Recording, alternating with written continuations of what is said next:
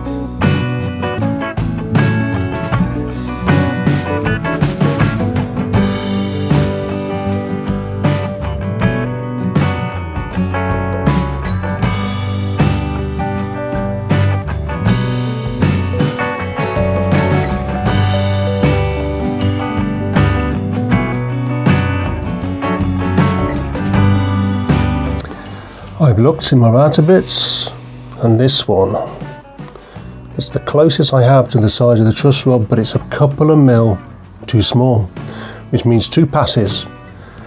Do 1 pass down the neck, slightly, it's not quite on centre but slightly off, and then for the second pass, move the fence on my router bit a couple of mil further out and down, and follow the same path again. That should give me the right width to knock that into place. That's the idea. Ideas is all we have.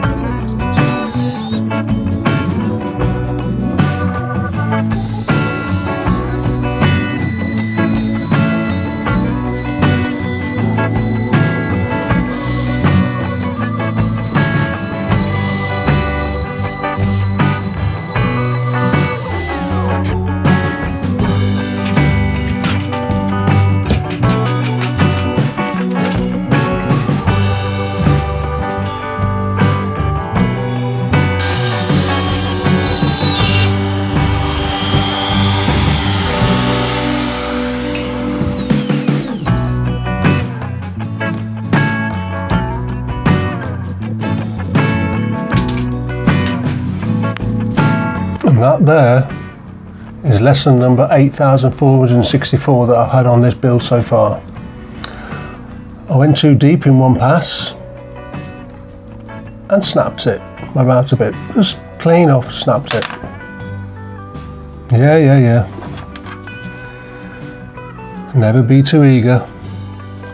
Pass up or pass all, works every time. So So now I've got to order a new one of these, which is going to slow me down. I might as well get on with the fretboard.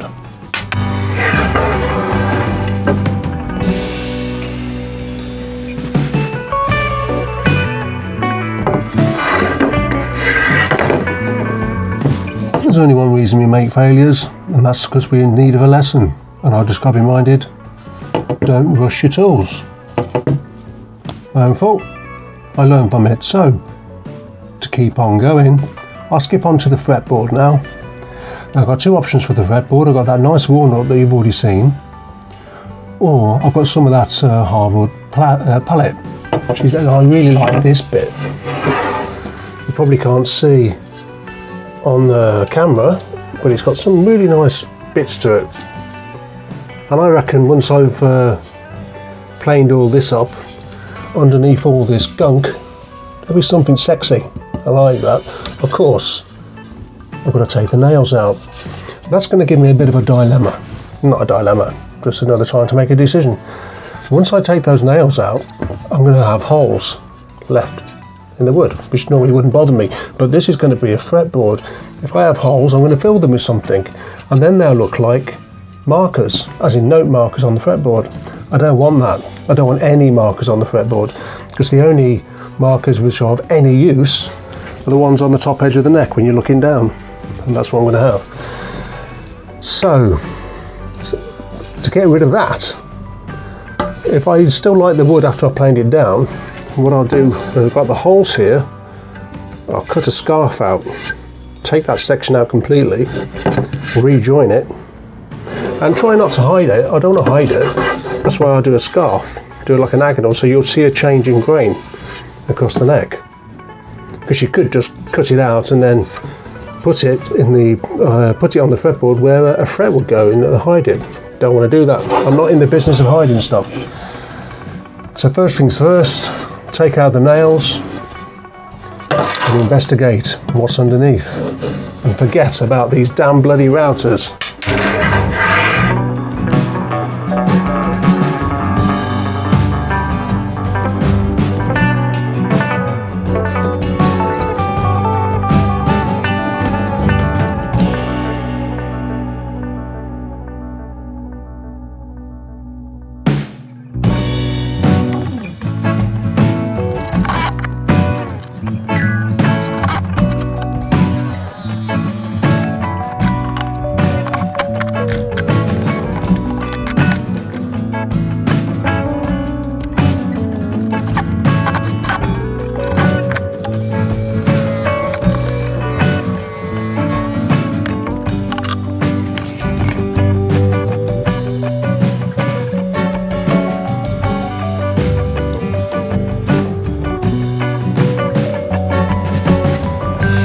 I did the cutting to join these up, and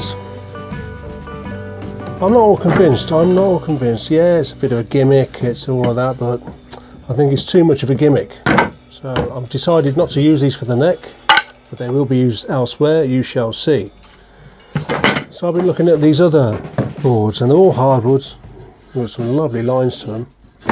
They've all got the nails in the middle, of course, because they're off a pallet. I think I'm just going to have to live with the holes.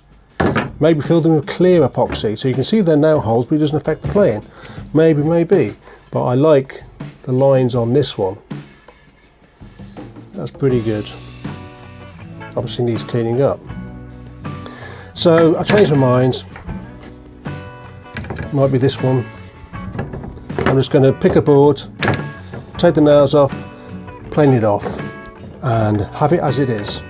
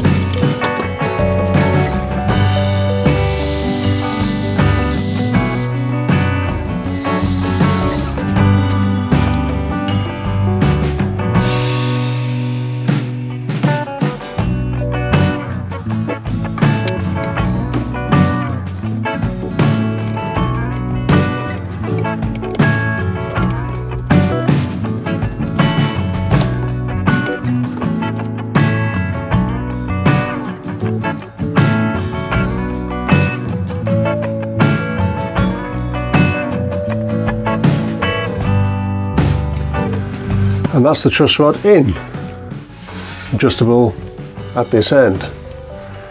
So this is ready to be glued in, but first thing I want to do is do the final neck shape. And for this, I've got a template, 6 at one end, 4 at the other, which will go like that.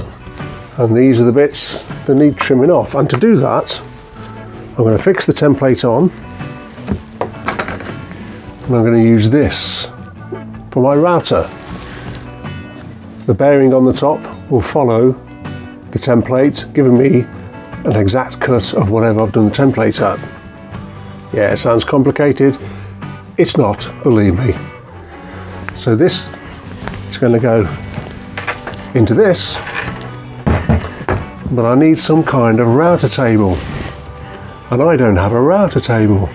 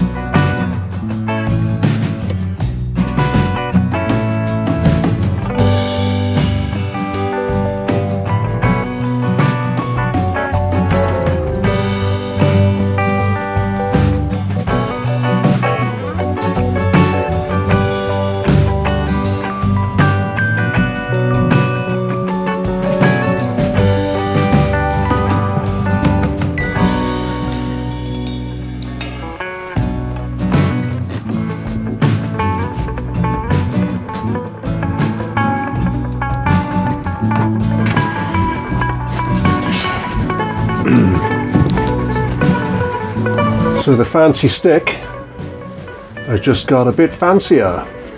Truss rod is in, as you saw. The fretboard is glued on and cut to the final shape. Well, not final, there's working out to be done and there's sanding to be done and la la la, but you know what I mean. This is the entranceway here for you to give you access to the nut to adjust the truss rod. That will eventually have a cover over it. You won't see it as it is. You just take the cover off when you need to access it. Am I pleased with this pallet wood because I was a bit indecisive? Yeah. You probably can't see as yet, but there's some tasty lines, tasty lines. And when it comes to the nail holes, I'll cross that bridge when I come to it. I might fill them, might end up being a fret there. We don't know. Well, I don't anyway. So what is next? The next is shaping up the neck. See how it's still square? That's got to all be rounded off and given good shape to fit in the hand. And that, of course, After that is done, the fretboard needs to be shaped. A fretboard can't be flat, it also has to be rounded. And that will be curved off. And then frets. That'll be the next one. I actually need to make a tool for that. I need a sanding block with about a 12-inch radius. We shall see, we shall see, we shall see. Stick with me.